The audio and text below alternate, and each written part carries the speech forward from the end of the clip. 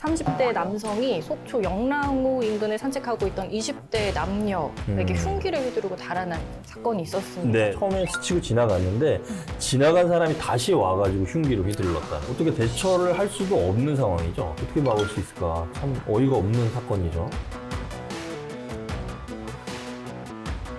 일상생활하면서 쉽게 마주칠 수 평범한 있는 사람인데. 보통 사람인데 무슨 이렇게 띵 하고 오는 뭔가가 있나 봐요. 진실과 화해를 위한 과거사 정리위원회에서 이 납부 거부들의 피해 조사를 했는데 시간만 흘러가다 보면 좀 잊혀지지 않을까.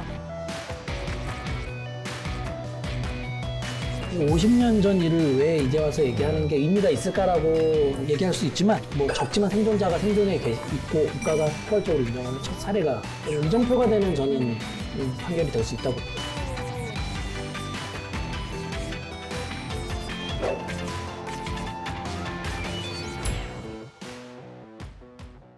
돈의 이슈를 쉽고 듣고 맛보는 시간 강원 기자회견 시작하겠습니다. 네. 지난 시간에 이어서 최선식 국장님, 최경 햄성 기자님, 정별림 변호사님 함께합니다. 네, 이번 시간에는 저희가 사건 사고 이야기를 좀 해보려고 네. 해요. 요즘 좀 층간소음 으로 최근에 살인 사건이 있었죠. 좀 코로나19 때문에 집에 머무는 시간이 많아지면서 이런 일이 벌어지는 거 아닌가 싶은데 요즘 이렇게 좀 가정 내 사건 사고가 많나요, 변호사님? 네, 확실히 법률 상담 건수가 많아졌어요. 너무 시끄러운데 이거 그냥 도저히 관리사무소한테 얘기하는 것도 한두 번이고 찾아 올라가는 것도 한두 번이지 그냥 법적으로 어떻게 해달라 이렇게 해서 오시는 분들 꽤 많고요. 몇 년 전에도 춘천에서도 층간소음 때문에 살인사건 난 게 있었거든요. 물론 이제 그 사건은 2층 집에서 이제 보살이 사시면서 거기서 막 천도제를 지내고 이제 너무 이제 막 뛰시고 하니까 이제 밑에 사는 분이 이제 올라가서 살인 사건을 저지른 사건이 실제로 있었고 그래서 이거는 뭐 층간소음을 당해보지 않으면 모른다고 하더라고요. 그러니까 피해를 당하시는 입장에서는 잠을 자야 되는 시간에 위에서 뭐 피아노를 친다든지 아니면 뭐 쿵쿵거리고 뛰어다닌다든지 한밤중에 세탁기를 돌린다든지 견디기가 힘든 거죠, 생활이. 근데 반대로 위에 사는 입장에서는 아니 나는 조심한다고 우리 사람들이 다 진짜 조심하고 있는데 그러니까 결국은 이 아파트 자체의 문제 뭐 이런 것들도 있는 것 같아요. 그래서 참 안타까웠어요. 뭐 이런 층간소음뿐만 아니라 베란다 흡연 문제나 네, 뭐 이런 네. 담배 냄새 올라오고 막 이런 것들, 그러니까 아파트에 다 같이 살면서 좀 이런 문제들이 좀 많아지는 것 같습니다.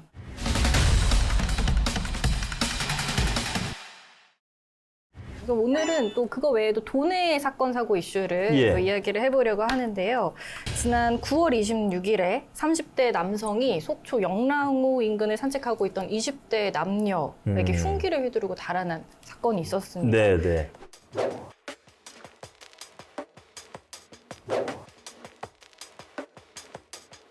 살인 미수 혐의로 이제 구속영장을 발부했다고 하는데 왜 이런 일이 벌어진 걸까요?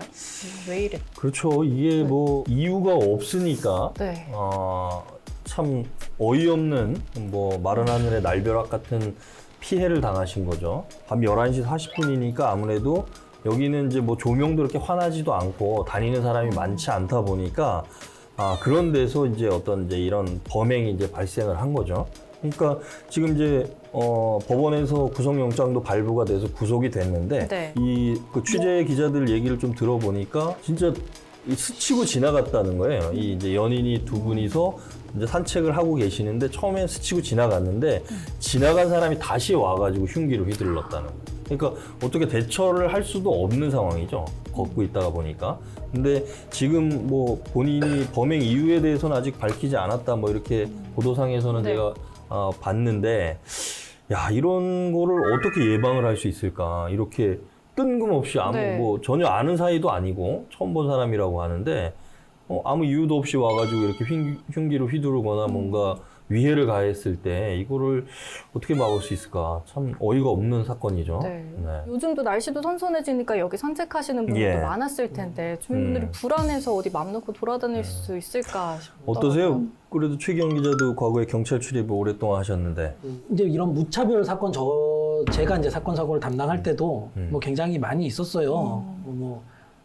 동해시 그리고 그렇죠. 영국은 네. 굉장히 그 당시 2008년인데 굉장히 이제 그 사회적 이슈가 컸습니다. 그 당시 네. 동해시 같은 경우에는 민원실에 들어와서 아무 이유 없이 그렇죠. 공무원을 흉기로. 살해한 네. 일면식도 없는 공무원을 살해한 민원실. 그래서 당시에 이제 민원실 전국의 민원실이 다 경비 시스템이 네. 갖춰지는 계기가 되는 사건이기도 했고요. 네. 마찬가지로 이유 없었던 사건인데 네. 과연 어떻게 막을 것인가 뭐 그런 의문들이 계속 들 수밖에 그렇죠. 없고 그리고 저 사실 이제 뭐 제가 여쭤봐서 죄송하긴 한데 그런 사건들이 이제 굉장히 많았지만 뭐 속초에서 이런 사건이 있었다고는 하지만 코로나19의 강력 사건이 좀 많이 줄지 않았나요? 좀 굉장히 많이 줄지 않았나 싶은데 어떤가 궁금하기도 해요. 사실. 오히려 감정 범죄가 굉장히 많이 늘었어요. 감정 범죄. 네, 그냥 이제 공소장 받아보면 분발적. 그냥 어깨를 부딪혔다는 이유로, 눈이 마주쳤다는 이유로. 그러니까 이게 사람들이 감정을 이렇게 분노를 막 표출하고 그거를 제어하기 힘든가 봐요. 그래서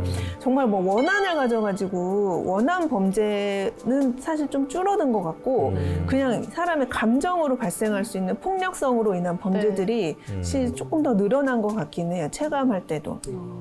그게 뭐 어떤 좀 뭐랄까 사회가 변화하면서 나타나는 경향으로 좀 볼 수 있는 건가요? 네, 저는 좀 그런 것 같아요. 이게 사실 그 사람들이 다 조현병이나 정신분열병 그 정신질환자가 아니에요. 평상시에는 되게 뭐 그냥 일상생활하면서 쉽게 마주칠 수 평범한 있는 사람인데. 보통 사람인데 무슨 이렇게 띵 하고 오는 뭔가가 있나 봐요. 그래서 그 순간을 참지 못하고 정말 이성을 잃고 그래서 정말 후회 많이 하더라고요. 그러니까 내가 왜 그렇게 나도 잘 모르겠다. 내가 왜 그랬는지. 근데 그런 사람들이 요즘에 꽤 많이 사건들이 많이 있어요, 실제로. 그럼 이 속초 영랑호 사건은 뭐 어떤 처벌을 받게 될지 궁금한데 앞서 있었던 인제 등산로 살인 사건이나 뭐 춘천에 있었던 무차별 폭행 사건 이건 네. 좀 어떻게 지금 진행이 됐나요? 그 인제 등산로 살인 사건의 경우에는 이제 재판부는 무기징역을 선고를 했습니다. 네. 그래서 검찰은 사형을 구형을 했고요. 이제 예. 재판부는 무기징역 선고했고 이제 이 사람이 불복해서 항소를 했고 네. 항소심에서 좀 유족한테 사과를 했어요. 네. 예. 그럼에도 불구하고 항소심은 무기징역 형을 유지를 했고요.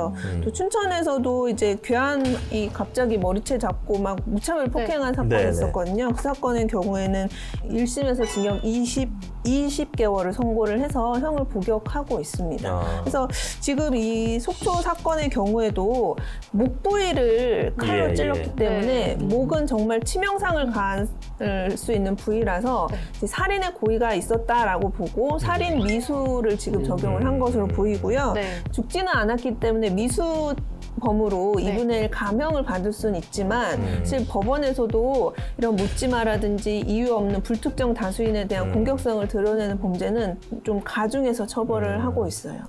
이런 범죄들이 이제 저도 이제 뭐 몇몇 기사들에서도 본 것 같은데 먹고 살기가 어려울 때는 사실 이런 거보다 다른 범죄들이 많아요. 뭐 절도라든지 뭐 폭행이라든지 뭐 어떤 네. 뭐 이런 생계형 범죄나 뭐 이런 것들이 많다 그러면 우리나라가 그만큼 지금 선진국에 들어갔잖아요. 그러다 보니까 양극화 여기서도 이제 또 그런 것도 나오는 거예요. 아까 코로나 얘기했지만 양극화 우리도 기사를 보다 보면 포털에 실리는 기사에서 누구는 뭐 일확천금을 벌었던 사람들의 이야기가 나오는 반면에 누구는 전혀 남의 얘기잖아요. 아파트 가격이 몇십억이 올랐다 그러는데 집이 없는 사람들이 상당수일 텐데 그리고 뭐 강원도에서 연봉을 뭐 200만 원, 300만 원 받는 게 일반적일 텐데 누구는 막 뭐 몇 억짜리 무슨 빚 돈잔치 뭐 이런 거 나오면 그런 데서 오는 어떤 상대적인 박탈감 그러니까 이런 것들이 이제 정신적인 어떤 그런 불만 요소로 작용을 할 수밖에 없는 거죠. 양극화라는 것들이 상대적인 비교를 하게 되고 그러니까 왜 전에 제가 어떤 그런 사건도 본 것 같은데 어떤 이제 이 사람이 이제 동기 없는 범행을 한 건데 지나가는데 어느 가족집 2층 집에서 아주 즐겁게 가족들이 이야기하고 웃고 떠드는 소리가 나서 그게 화가 나서 그 집에 마침 문이 열려 있어서 흉기를 들고 들어가서 범행을 저질렀던 그러니까 그 남이 잘 사는 꼴도 보기 싫은 거죠. 이런 게 어떻게 보면 사회 구조적으로 뭐 그런 전문적인 거는 좀 전문가 얘기를 들어봐야 되겠지만 네. 그런 것도 영향을 미치는 게 아닌가 좀 뭐 이렇게 좀 생각이 들어요. 네. 그러니까 뭐 이런 범죄를 뭐 동기가 없다고는 하지만 예. 그걸 단순히 뭐 개인의 뭐 정신적인 문제로 치부할 수는 없는 거잖아요. 좀 예. 어떻게 예방을 할 수 있을까요? 아니 이게 길 가다가 이렇게 마주쳤는데 네. 자기 갈 길 가는데 뒤에서 이렇게 공격하면 사실 대책이 없어요. 이게 범죄는 심각한데 대책이 마련하기가 쉽지가 않고 익명성 들키지 않을 거라는 내가 잡히지 않을 거라는 그런 네. 마음도 있을 것 같거든요. 그래서 좀 어쨌든 뭐 초상권이 문제가 되고 프라이버시가 문제가 될 수는 있겠지만 CCTV 다 보강해가지고 가로등 다 불 밝히고 네, 네. 그렇게 대책을 현실적인 대책을 마련하는 수밖에 없는 것 같아요. 제가 이 방송을 준비하면서 제가 사실 어제 이제 기사를 찾아봤는데 다시 2008년 아까 제가 말씀드렸던 쉽게 말해서 묻지마 살인 사건, 네. 묻지마 강력범죄가 한창 이슈일 때 그때 제가 썼던 기사를 찾아봤어요. 2009년에 제가 이제 당시에는 이제 조현병 환자들에 의한 묻지마 사건이 굉장히 이슈였어요. 네. 그래서 제가 당시에 이제 강원도의 조현병 환자 수 그리고 조현병 또는 이제 정신질환에 의한 강력범죄 사건 수 네. 이런 것들을 토대로 치료 감호소를 늘려야 한다는 기사를 썼는데 네, 네. 지금 보니까 그 기사가 참 창피하더라고요.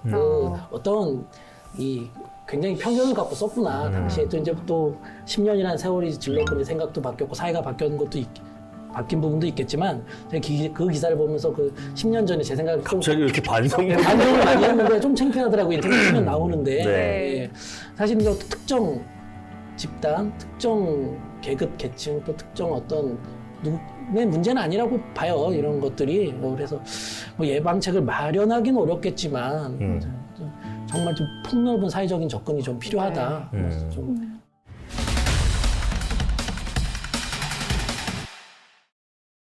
이슈 또 얘기를 해보려고 하는데요. 네. 요즘 최기영 선배가 취재하고 있는 내용을 좀 이번 시간에 다뤄보려고 합니다. 이 진실과 화해를 위한 과거사 정리위원회에서 이 납북 어부들의 피해 조사를 했는데 일단 이 납북 귀환 어부가 뭔지부터 좀 설명을 해주실까요? 네. 이제 납북귀환 어부 사건은 이제 진실과 화해를 위한 과거사 정리위원회에서 정의를 내린 사건이에요. 네. 네. 1900 전후 그리고 1980년대까지 우리해역에서 조업을 하다가 네. 북한 경비정에 의해 납북된 후 이제 돌아옵니다. 당시에 굉장히 네. 많은 분들이 돌아오는데 돌아온 후에 다시 그 당시에 방공법, 수산업법으로 처벌받은 자, 그러니까 납북됐음에도 불구하고 1차로 납북패를 입고 2차로 돌아와서 방공법, 수산업법으로 처벌을 받고 그리고 3차로 몇 년 후에 이분들의 일부가 이제 간첩으로 조작돼서 수사기관에, 공안기관에서 간첩으로 조작돼서 3차 피해를 입는 경우인데 그렇게 이제 이 사건이 정리가 돼 있어요. 네. 2005년부터 2010년까지 아마 1기 진실과 화해위원회가 이제 활동을 합니다. 네. 네. 1기 종료가 됐고요. 2기가 이제 지난해 출범을 했는데 이제 1기에서 이 사건을 이제 다루기 시작합니다. 이 사건에 대해서 이제 진실 규명, 명예 회복을 위해서. 네. 근데 이제 3,648명의 명단을 찾을 수 없으니 피해자를 전국의 법원의 판결문을 전부 다 뒤집니다. 방공법, 수산업법으로 처벌받은 자에 대한. 그래서 1,327명의 명단을 확보를 해요. 진실과 화해위원회 실제로. 네. 그리고 이제 이 중에 800명을 전국 지자체에서 다시 조사를 하게 되고요. 660명을 실제 이제 거주를 확인하게 됩니다. 그리고 300명 정도는 실제 피해 조사를 하게 되고요. 이 중에 실제 조사를 해보냐 50% 이상이 당시에 우리 수사기관에 의해서 구타, 고문 등을 받았다라고 불법 연행됐고 이런 진술을 했고요. 예. 1기 진실과 화해위원회와 그리고 이제 개별적으로 재심을 청구해서 이제 무죄를 받거나 명예회복에 하신 분들이 이제 46명. 아직은 좀 굉장히 적은 비율인 거죠. 예, 예. 이 내용을 어떻게 또 취재를 하시게 되신 건가요? 네네. 1기 때 이 납북 귀환 어부 사건을 미처 마무리 짓지 못한. 이게 사실은 이제 시간이 얼마 남지 않았는데 네. 납북 귀환 어부 실제 피해자들이 언제까지 생존해 있는 것이 아니니까. 네. 그래서 2기에서 가장 먼저 시급하게 좀 해결해야 될 사건을 이제 납북 귀환 어부 사건을 선정을 한 것 같고요. 선정을 했고요. 지금 7건의 피해가 세로가 접수됐어요. 그 중에 이제 2건이 강원도 고성 피해로 알고 있고요. 아마 이제 계속 지금 전국적으로 피해 접수를 더 받고 있는 그런 상황입니다. 네네.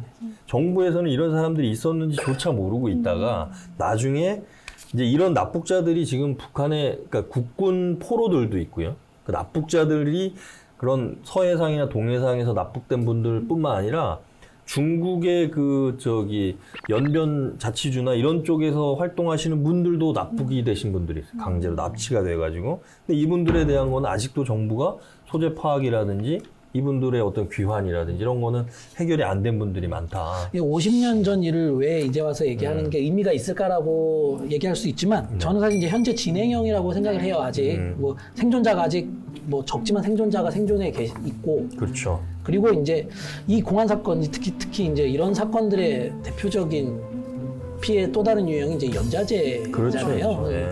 간첩의 실제로 가족이다. 낙인이 찍혀. 그 자녀들 이런 경우에는 아직 굉장히 뭐 젊어요. 뭐 50대, 60대인 경우도 많고. 근데 네. 실제로 제가 많은 분들을 만나 뵀는데 취업을 아무도 못했어요. 대부분 취업을 못해서. 소위 얘기해서 빨간 줄이가 있는 거잖아요. 네, 그런 분들 이제 아까 제가 46건이 예.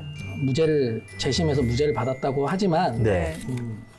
제 생각입니다. 제 생각은 정부의 어떤 포괄적인 납북이 된 것에 대한 정부가 지켜주지 못한 것이니까 네. 그것과 귀환했을 때 또 고문과 구타, 그로 인한 처벌, 그리고 이후에 또 간첩으로 다시 둔갑시키는 그런 행위에 대한 포괄적인 사과와 배상은 민사에서 이루어진다고 저는 보거든요. 그래서 결국에는 아직은 진행형인 사건으로 보는 것이 맞다. 고소가 어떻게 그럼 진행이 네, 됩니까? 일단은 그분들이 일단 간첩이라는 이제 유죄를 받고 뭐 복역을 하시든지 처벌을 받으신 분들이기 때문에 간첩이 아니라는 거를 밝히는 게 첫 번째인데 그게 바로 재심, 형사 재심 절차를 통해서 간첩으로 몰리면서 내가 구타와 고문 때문에 허위 자백을 했고 그런 허위 자백이라든지 그런 증거들이 유죄의 증거로 돼서 유죄 판결을 받았기 때문에 그런 간첩이 아니라는 걸 일단 먼저 밝혀야 되고요. 네. 그래서 재심을